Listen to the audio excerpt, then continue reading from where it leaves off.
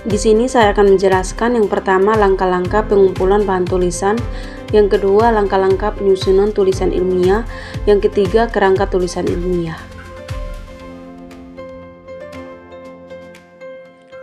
Pengumpulan bahan tulisan adalah langkah penting dalam proses penulisan. Berikut ada beberapa langkah yang bisa kita ikuti. Yang pertama, tentukan topik. Pilih topik yang jelas dan relevan untuk tulisan kita. Yang kedua, riset awal. Lakukan riset awal untuk memahami topik secara umum. Gunakan sumber-sumber dasar seperti buku, artikel, atau website yang terpercaya. Yang ketiga, identifikasi sumber. Tentukan jenis sumber yang diperlukan seperti buku, jurnal, artikel online, atau wawancara dengan ahli. Yang keempat, kumpulkan sumber. Kumpulkan bahan dari berbagai sumber.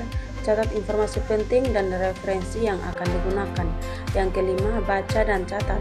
Bacalah sumber yang telah dikumpulkan dengan saksama, buat catatan mengenai ide-ide utama dan kutipan yang relevan. Yang keenam, organisasi informasi.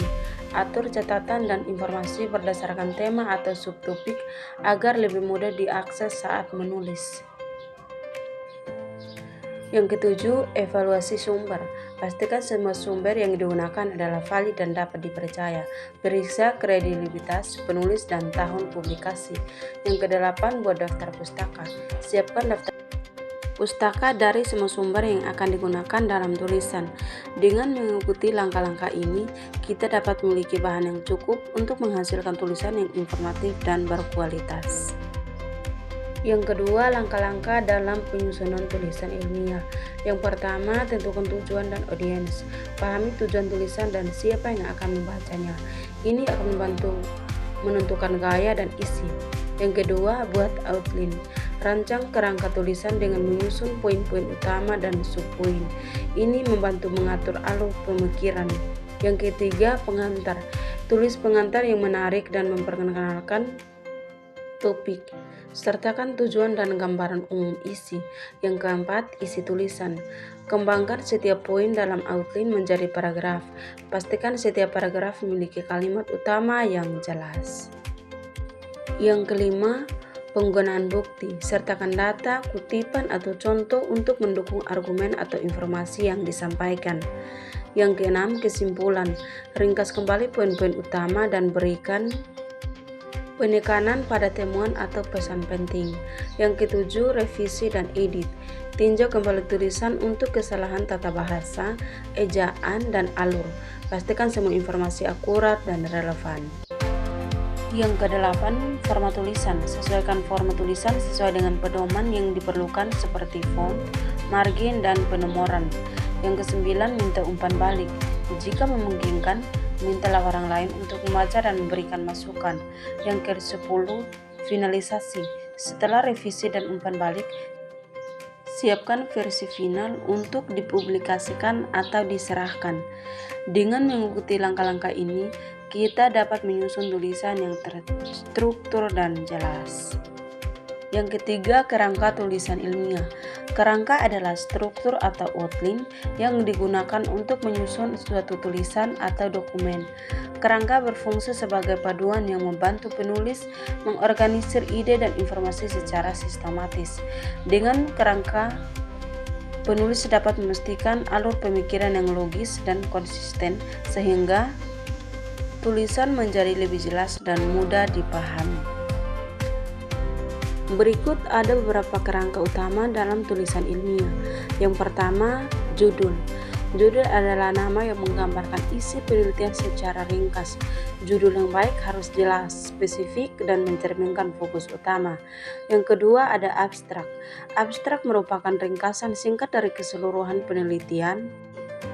Biasanya terdiri dari 150 sampai 250 kata. Ini mencakup tujuan, metode, hasil, dan kesimpulan sehingga pembaca bisa mendapatkan gambaran umum tanpa harus membaca seluruh dokumen. Yang ketiga ada pendahuluan. Pendahuluan menjelaskan latar belakang masalah yang diteliti. Di sini penulis menyampaikan alasan pentingnya penelitian, menyusun rumusan masalah, serta menjelaskan tujuan dan signifikasi penelitian.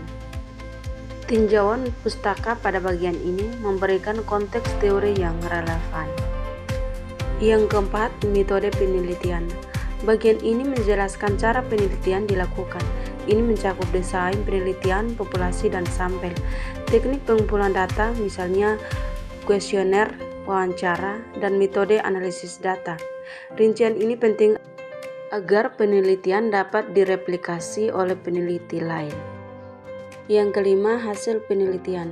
Di sini penulis menyajikan temuan penelitian. Hasil dapat disajikan dalam bentuk tabel, grafik, atau narasi. Fokusnya adalah pada fakta dan data yang diperoleh tanpa interpretasi. Yang keenam, pembahasan.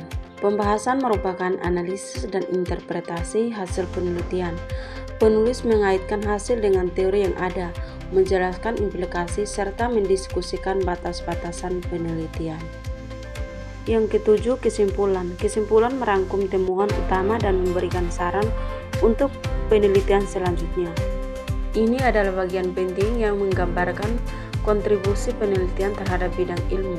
Yang kedelapan, daftar pustaka. Daftar pustaka mencantumkan semua sumber yang dirujuk dalam penelitian. Format penulisan daftar pustaka harus sesuai dengan gaya yang ditentukan seperti APA, MLA, atau Chicago. Yang kesembilan, lampiran. Lampiran berisi informasi tambahan yang mendukung penelitian seperti kuesioner, data mentah, atau dokumen lain yang relevan, tetapi tidak dimasukkan dalam tubuh utama tulisan. Dengan memahami setiap komponen ini, penulis dapat menyusun tulisan ilmiah yang komprehensif dan terstruktur dengan baik.